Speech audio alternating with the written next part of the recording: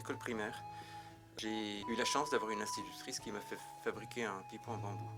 C'est de là qu'est né mon amour de la sonorité de la flûte.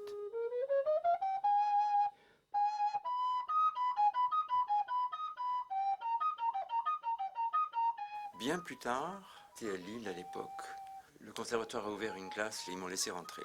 Et c'est à cette époque-là que j'ai rencontré le premier facteur de flûte à bec installé en France. Il s'appelait Claude Monin. C'était quelqu'un pour qui j'avais beaucoup d'admiration.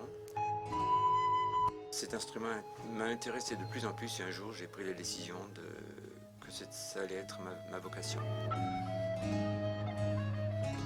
J'ai fait un très long parcours solitaire, guidé quand même par des personnes exerçant le métier depuis plus longtemps que moi à l'étranger. Et j'ai eu la chance d'apprendre à tourner chez des tourneurs. J'ai vendu ma première flûte en 77. Et en plus, je continue à développer de nouveaux modèles de flûte. C'est ma passion. Ça m'arrive aussi d'enseigner. Ça m'arrive encore de me former en acoustique parce que je trouve qu'on n'a jamais fini de faire le tour de la question. On ne va pas copier un instrument de musique comme on copie un meuble. Il faut qu'un musicien puisse s'en servir en fin de compte.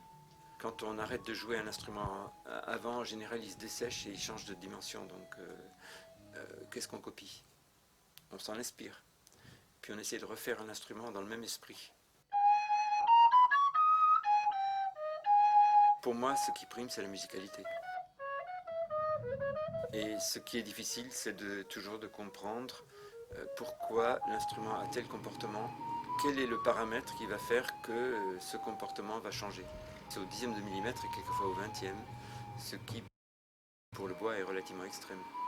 En sachant que ce bois va recevoir de l'humidité, va être régulièrement mouillé, séché. Donc il va lui-même vivre de sa propre vie. C'est de me faire plaisir avec la sonorité de l'instrument et de pouvoir faire de la musique avec. Ça, c'est le plaisir.